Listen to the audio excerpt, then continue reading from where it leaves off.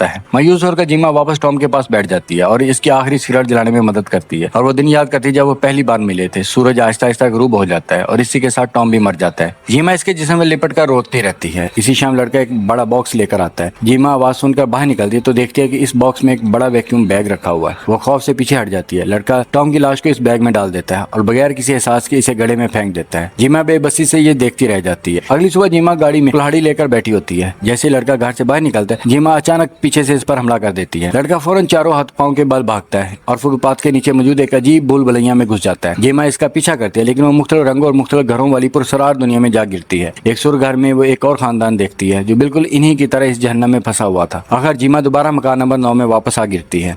वो भागने की कोशिश करती है लेकिन कमजोरी और दर्द की वजह से जमीन पर गिर जाती है। इस दौरान लड़का घर की मरम्मत कर रहा होता है जैसे वो इसे नए शिकार के लिए तैयार कर रहा हो। फिर वो जीमा को एक वैक्यूम बैग में बंद कर देता है और सर्द आवाज में कहता है, तुम एक माँ हो और माँ का काम है मरना। जीमा आखिरी बार कहती है, हम सिर्फ घर जाना चाहते थे। लड़का फिर वही जवाब देता है, तुम पहले ही घर पहुंच चुके हो। अपनी आखिरी सांसों में फिर जीमा दोहराती है, मैं तुम्हारी माँ नहीं हूँ। लेकिन लड़के के चेहरे पर कोई एहसास नहीं होता। वो बैग बंद कर देता है, जीमा को घसीटते हुए बाहर ले जाता है और इसे इसी गड्ढे में फेंक देता है जो टॉम ने खुद खोदा था। फिर वो ऊपर मट्टी डाल देता है। कुछ ही लम्हों बाद वहाँ दोबारा घास आ जाती है जैसे वहाँ कभी कुछ हुआ ही ना हो। इसके बाद लड़का जीमा की गाड़ी में दोबारा पेट्रोल भरता है और शहर की तरफ रवाना हो जाता है। वो इसी रियल एस्टेट एजेंसी में पहुंचता है जहाँ से ये सब शुरू हुआ था। वहाँ मार्टिन अब बूढ़ा हो चुका होता है। वो अपनी कुर्सी पर बढ़ते हुए आखिरी सांसें ले रहा होता है। मरने से पहले मार्टिन अपना नाम वाला बैच लड़के को दे देता है। लड़का वो बैच पहन लेता है। फिर एक वैक्यूम बैग निकालता है, मार्टिन की लाश इसमें बंद कर देता है और इसे एक दराज में रख देता है। फिल्म का इख्तिताम इस खौफनाक मंजर पर होता है जहाँ अब वही लड़का नए मार्टिन की जगह बैठा होता है और एक नए जोड़े का इस्तकबाल करने के लिए तैयार होता है जो अभी अभी इस पुरस्कार रियल एस्टेट ऑफिस में दाखिल हुआ है। और फिर इसी के साथ एक और खानदान इस खौफनाक चक्कर का हिस्सा बनने वाला था। ये जगह आखिर क्या थी, इस मखलूकात का मकसद क्या था और क्या वाकई कोई भी वहाँ से बचकर नहीं निकल पाया? शायद कुछ सवालों के जवाब इंसानों के लिए बनाए ही नहीं गए।